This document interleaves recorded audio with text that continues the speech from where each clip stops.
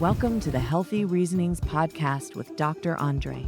You are now listening to your number one source for clear, unfiltered conversations about your health and wellness. Join us every Tuesday for success stories, educational topics, and interviews with wellness experts from around the world. You can listen to this podcast on your computer, phone, or any other electronic device that streams podcasts, or download each episode and listen to it on the go. Let's get started with today's episode. Well, hello, and welcome to another episode of the Healthy Reasonings podcast, your number one podcast for clear, unfiltered information about health and wellness.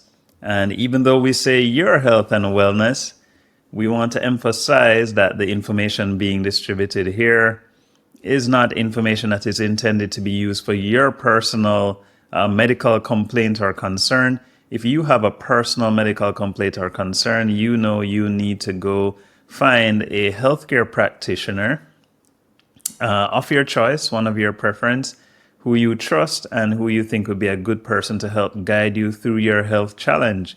This episode and every other episode of the Healthy Reasonings podcast is intended to provide general education and knowledge to help our healthy reasoners make the best decisions about their health and wellness long term. And so today is going to be yet another great episode. And the simple reason for that is we're going to be talking about yet another great topic.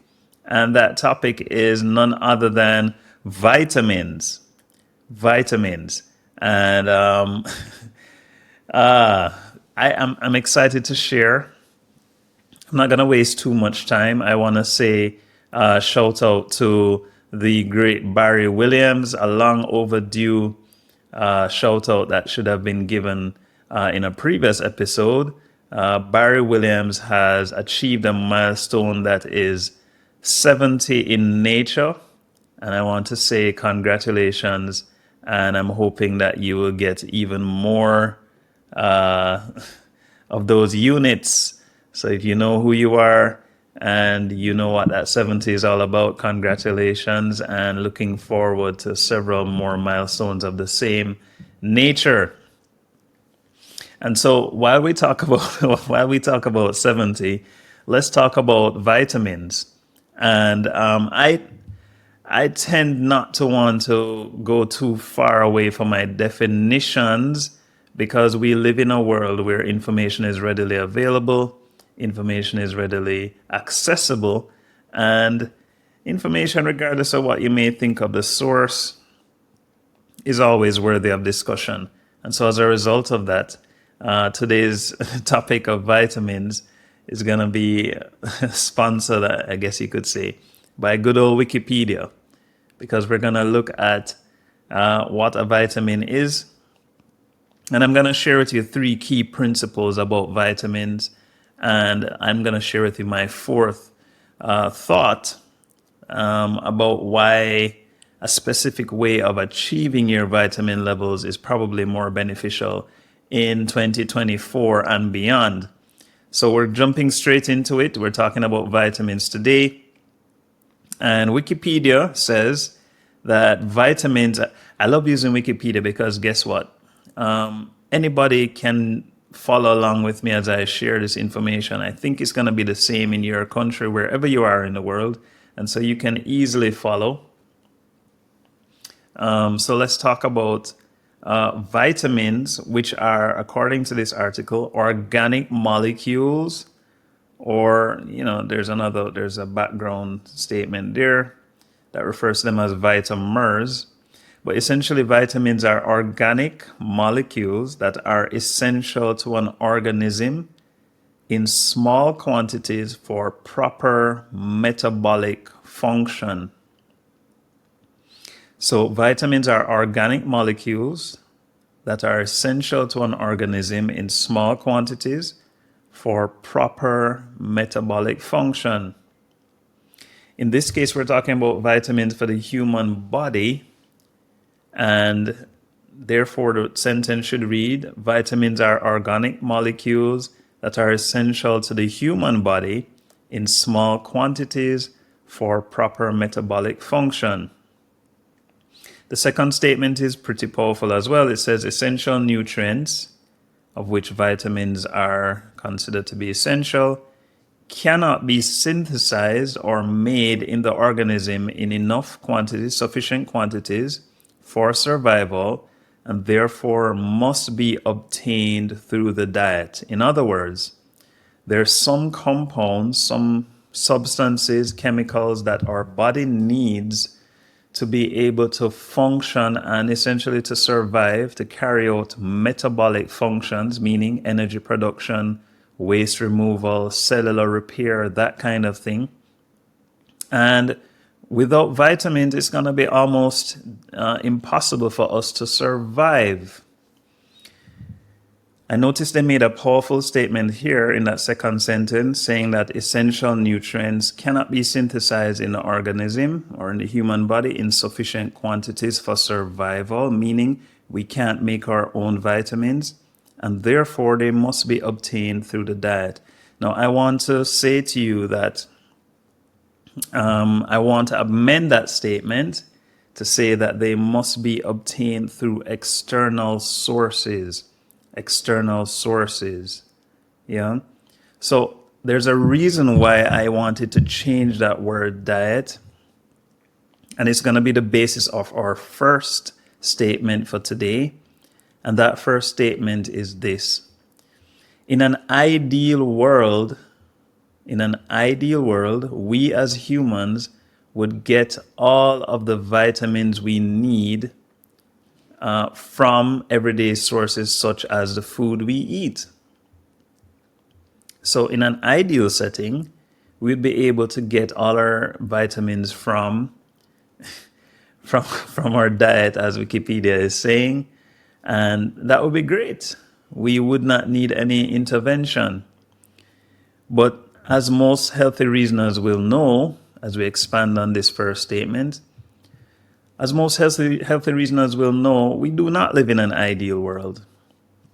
And even within this article from as early as the 1930s and 40s, it became apparent to physicians, medical doctors, medical health professionals at that time that there was a need to supplement our diet with things called vitamin supplements, which include multivitamins, meaning that they found that our diet alone was not going to be enough to provide adequate amounts of the vitamins we need for our everyday function.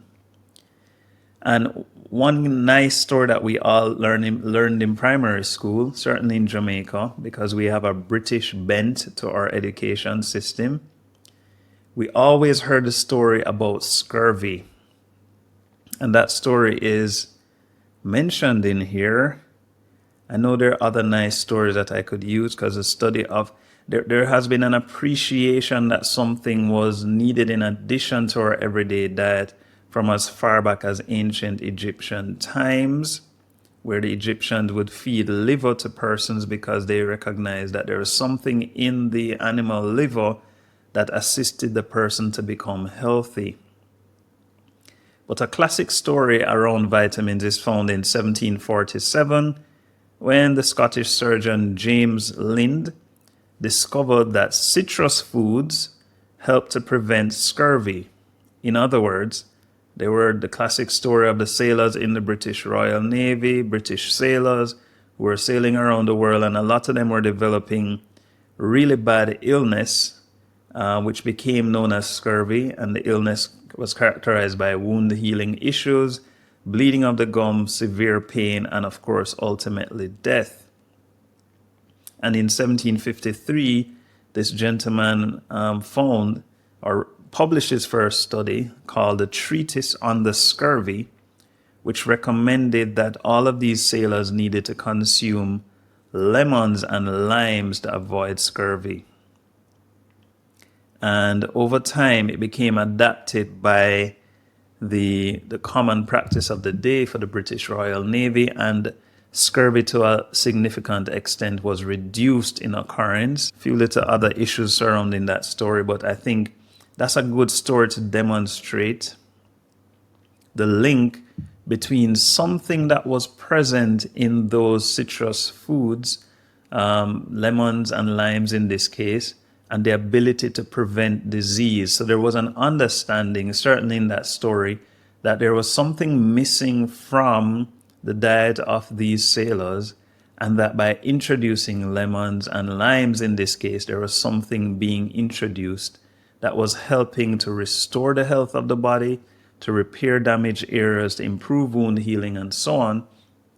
And of course, we now know that vitamin C was what these citrus fruits were providing. So we grew up in an era where these things were taken for granted, and that's a luxury, because growing up in an era where lots of things like these are already common knowledge is awesome.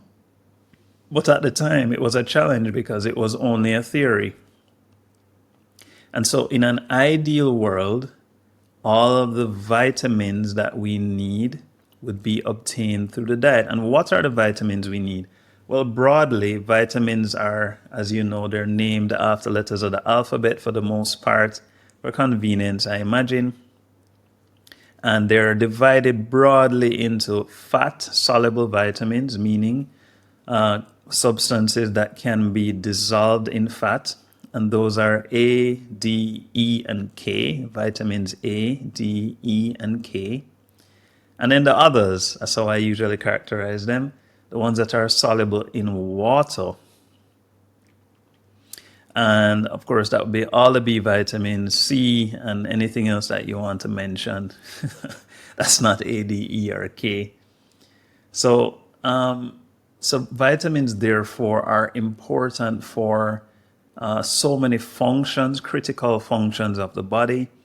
And I want to highlight specifically why we do not live in an ideal world. As if I haven't said it enough already, we don't live in an ideal world because our diet, for the most part, has been largely depleted of vitamins, minerals, and nutrients in general.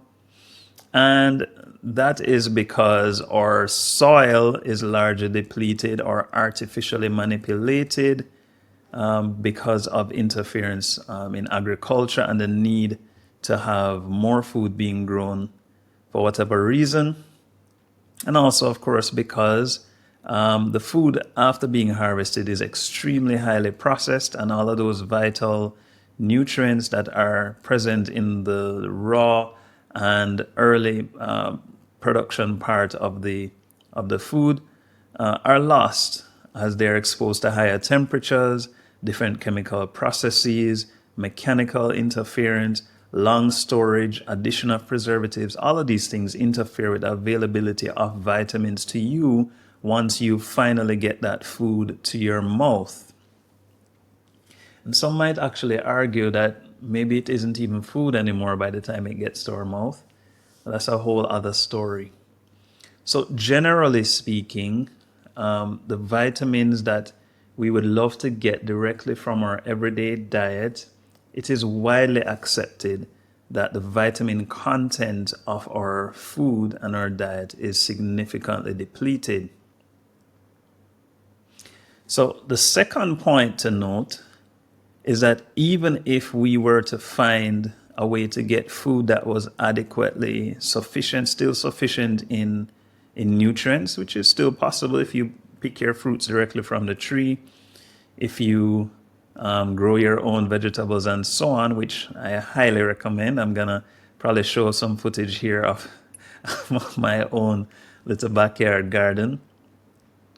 But even if you were to do that, the second issue is that when we ingest or take in that food and that diet containing all these lovely vitamins, the next step that needs to happen is they need to be metabolized, meaning they need to be broken down, digested, and broken into smaller parts so that they can be absorbed through the gut and get into the bloodstream and go to the areas where they're needed, which is essentially the cells, because it's the cells of our body that are really the ones that need these nutrients for their metabolic function. And so there is a process that is required called absorption and digestion that has to be done before the food that we're eating can be broken down into energy sources that we can actually use. And the aim is to get it from outside the body into the digestive system, but ultimately to get it into the bloodstream. And so as a result of that, the absorption and digestion ability of the body is critical for vitamins to get from their raw state into the bloodstream.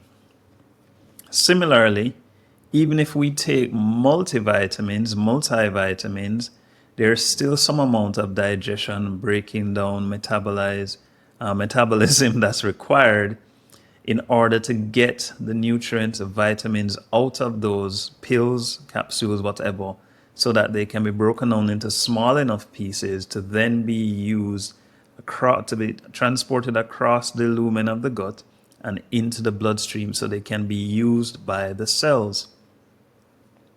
And in medicine, we learn a lot about different things that can interfere with the rate of absorption of these nutrients, vitamins, minerals, etc. And something as simple as coffee, something as simple as the types of cereals that we eat. There are compounds called phytates and what we call inhibitors of absorption that can interfere with the availability of these vitamins entering into the bloodstream. The second thing is the amount of gut bacteria and the type of gut bacteria and the balance of gut bacteria will also interfere with your ability to absorb. The third thing is the presence of other medications that you may be taking, or supplements that you may be taking, or other types of foods that you may be eating, ultra-processed foods, etc., ultimately will interfere with how the body is able to absorb a lot of these vitamins, minerals, and other nutrients. And so we move from a situation where, yes, we know that our diet and our food availability, our food industry is significantly different than it was several centuries ago and maybe even several decades ago. And so as a result of that, we know that we're not going to get as much out of the food as we should. But even if we could, the second issue is that there are so many other variables involved in the absorption and digestion of these foods that the ultimate products that gets across into the bloodstream is probably significantly less than what was put in. So as a result, we have two reasons why at the level of the bloodstream and the cells in our body, even if we put in 100 units of vitamins into the mouth, there's a strong possibility that we may get as little as 20 or 10 units coming through into the bloodstream. And the third thing that I found pretty interesting, we're going to tell you right after this break. We're going to hear from our sponsors.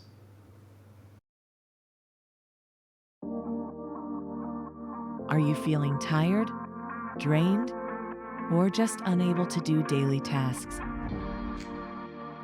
Here at Teshuvah Wellness, we have the best solutions designed to restore your energy and balance. Our IV vitamin infusions blend essential vitamins and minerals that deliver the energy you need, right where your body needs it most. This allows you to quickly get back to your best self. Some benefits include improved hydration, enhanced immune function, increased energy levels, electrolyte replenishment, detoxification support, and improved skin health. Whether you're fighting fatigue, boosting immunity, or simply looking to feel your best, our IV vitamin infusions are a natural choice. Return to your best self, feel stronger, more resilient, and more balanced. Ready for a natural boost? Visit Teshava Wellness today. Your health journey begins here.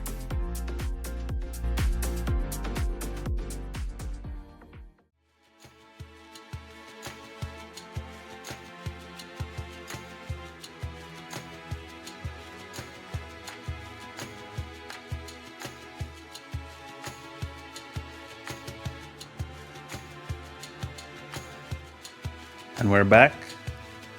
For those of you who are keen-eyed enough, you'll realize that I'm in studio today.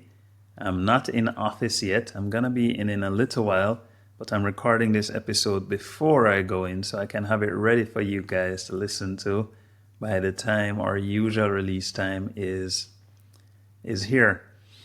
So we've established two reasons why vitamin intake and vitamin delivery at the level of the cells is likely to be difficult, impaired, depleted, and so on. And of course, what that means to us is we have less vitamins available to assist with our metabolic function. Ultimately, it's why you may feel depleted, lacking energy, tired all the time, not able to exercise as much as you normally would. It can also contribute to several other challenges. As you know, vitamin deficiencies lead to a whole host of different challenges.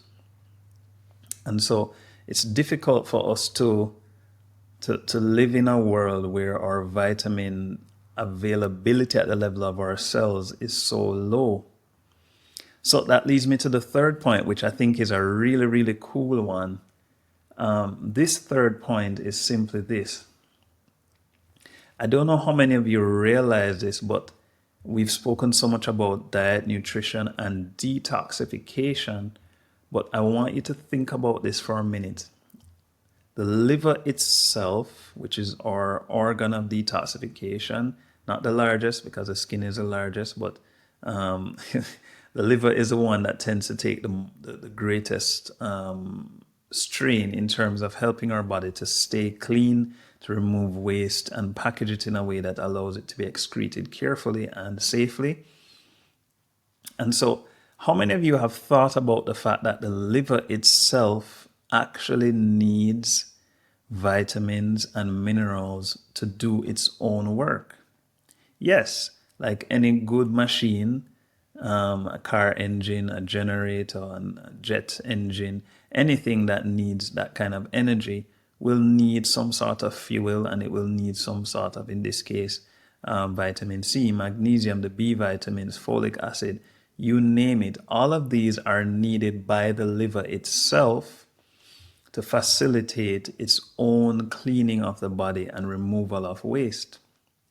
Which means, again, that in somebody who is in great need of detoxification, one could argue that a lot of the vitamins that eventually get through to the bloodstream would be needed primarily by the liver just to help the person stay clean. And so sometimes one could argue that that sets off a competition between the liver and the other cells of the body, the liver cells and the other cells, for who can use these nutrients. And let's assume that the other cells of the body get it.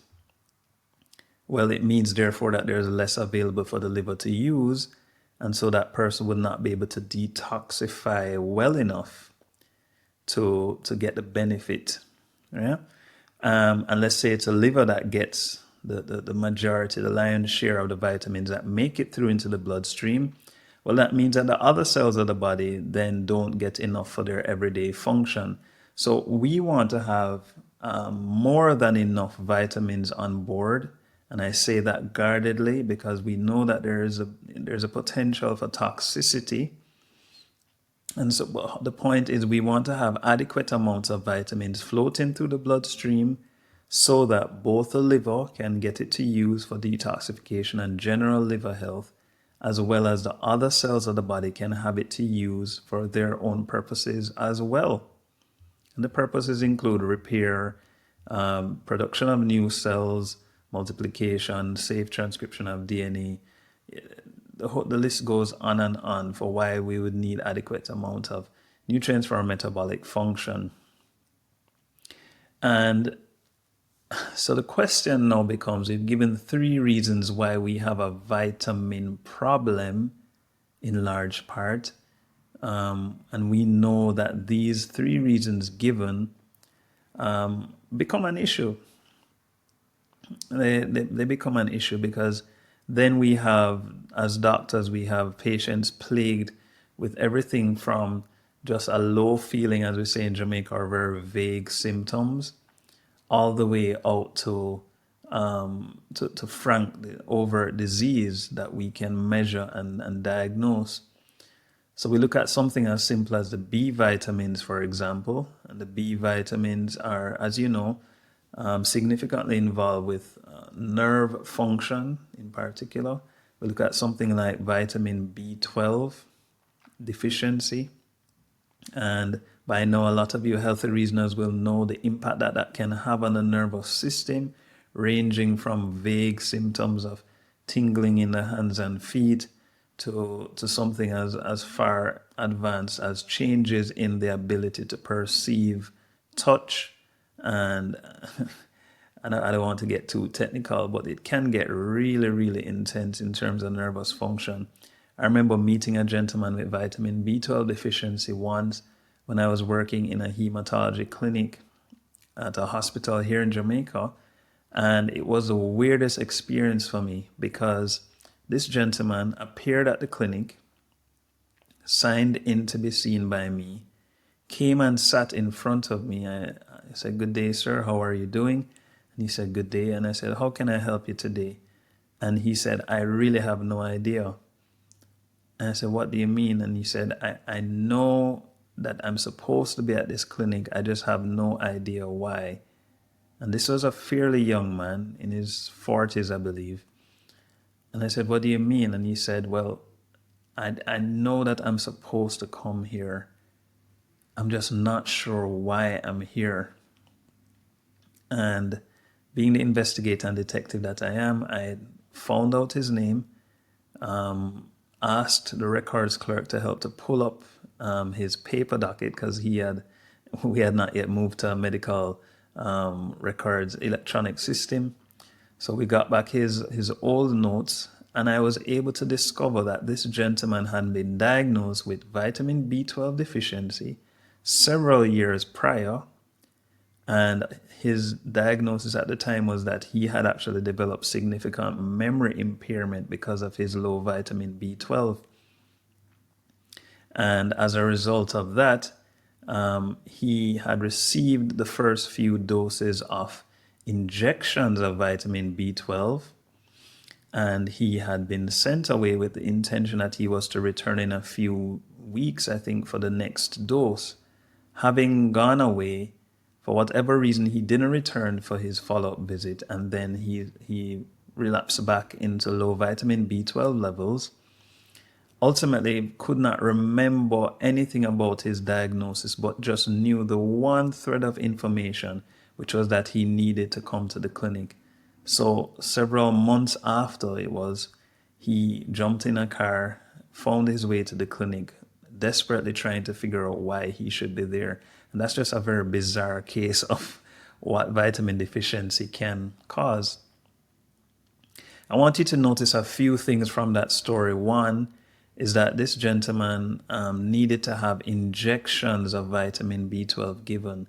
And so it is well established, therefore, even within the medical fraternity, that in some cases of vitamin deficiency, it is necessary to help the patient by giving them the vitamin outside of the normal route that we would give it, which is via the gut. So normally we would give multivitamins by mouth. And there's still some evidence to suggest that even in vitamin B12 deficiency, the small amount that gets through into the bloodstream can be sufficient if given frequently enough. But generally over the years, we have given these individuals vitamin B12 via injection. And so the discovery of the ability to synthesize these vitamins outside of fruits and vegetables and foods, to be able to manufacture them using chemical processes, has significantly helped our ability to help to treat some of our patients. We're going to take a quick break to listen to a very interesting notification from one of our sponsors. And then we'll be right back to close out with what I'm thinking on this topic and my personal thoughts.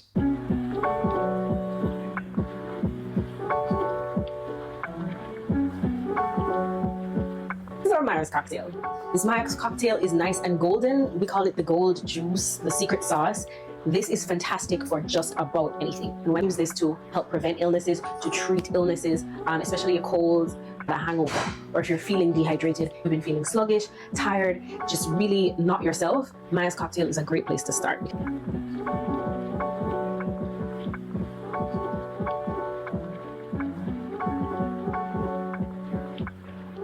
And we're back. So let's close this off by saying this. I am a firm believer, listen to this statement, I'm a firm believer in the use of parenteral vitamins. And in fact, it's not uncommon for patients who have undergone significant surgery and for whatever reason are unable to use their gut well for some time, they are given something called total parenteral nutrition, meaning that an IV is set up on them, an intravenous access, a drip as we call it, and they are allowed to receive their vitamins, minerals, and other nutrients directly via the drip. It's a science that has to be carefully monitored and calculated in terms of how much they should get per day and so on. But it's not uncommon to have patients in the ICU, for example, intensive care unit, receiving total parenteral nutrition, meaning they're getting all of their vitamins, minerals, and nutrients through that drip until they're able to use their gut and bowels again. And what has been born out of that is a common practice of using intravenous vitamins, certainly the water-soluble ones, as an infusion for people who aren't necessarily in the ICU. And so we're talking about IV vitamins or intravenous vitamin infusions that are given to quote unquote everyday people, not necessarily people in extreme circumstances. And they're given because of the understanding of the three factors that I mentioned previously, the reasons why people who aren't necessarily admitted to hospital might still have vitamin deficiencies that need to be corrected. And the other thing too is that studies have documented clearly that in periods of intense stress, there is a depletion in vitamins because so much more is needed to achieve the metabolic function at that level of bodily stress. And so as a result of that, the more stress you're under is the less vitamins you will have available. And guess what? As you know, in times when there are low vitamins, that in and of itself can make you stressed. So it becomes a vicious cycle that we don't want, because if you're already stressed, you burn more vitamins. Lack of vitamins makes you feel cranky, lethargic, tired, not able to focus. That makes you feel more stressed. You burn more vitamins. Eventually, you're going to run out of adequate levels of vitamins. So it's a common practice for me, has been over the years, to administer IV vitamins to my patients who work in high stress jobs. And the truth is nowadays, high stress could be anything. Most people will argue that they're under stress. Just the use of social media has made our lives constantly on, and that's another topic for another time. But to be constantly on, constantly available, constantly accessible, and oftentimes constantly working is counter to what the body was meant to endure. And so I, as a routine part of my treatment of a lot of my patients, I usually recommend intravenous vitamins. And there are different combinations that are popular. One of the ones that I like to recommend for my business clients who are businessmen and women is something called the Myers cocktail. It's been well documented for years as a combination that is safe and effective, and it contains varying proportions of largely vitamin C, magnesium, calcium, the B vitamins, which are B1, B2, B3, B5, B6, and folic acid is often in there. And then we usually mix that in with a little bit of calcium and magnesium for an electrolyte balance. And then the rest is given in a normal saline, which is a regular drip solution. Now that combination called a Myers cocktail is largely popular because over the years people have found that it's a good hangover treatment, meaning if you have been out drinking late one night, which I generally advise against, but nonetheless some people do, and the next morning you have this horrible feeling, I'm told, of being hungover, and a lot of that can be assisted or buffered by giving that Myers cocktail mix. So it's called a hangover cocktail in some circles, and it has this nice goldish color. So some people refer to it as a banana bag. And we give that infusion a lot at my office, at my treatment center, for various reasons. So we use it for everyday people who are struggling with lethargy, difficulty sleeping, intense feelings of stress, deadlines to meet, brain fog, that kind of a thing. And I try not to be prescriptive in my treatment. I'm just giving you a little insight into how we normally use it. But I also have found that vitamin combinations, as well as other antioxidants that are depleted in stress, are also helpful for treating my patients who actually have disease, ranging from autoimmune illnesses all the way to cancer. And again, one could understand why, because in these diseases, the first three factors that we mentioned come into play, which are the reasons why they may not be able to get enough vitamins into the bloodstream and into the cells. So IV infusions are going to send those vitamins directly into the bloodstream, and so they're available for use by the cells almost immediately. And of course, most of my clients will say to me, boy, Doc, I just got the infusion, but already I feel so much more energy, and it's understandable why. The challenge I have with IV vitamin infusions is that most people who get them, certainly the businessmen and women who come to the office who get them, tend to use them as a reason to go back into the stressful situation because, of course, the deadline and the target still need to be met. And so it becomes almost like a crutch in many cases.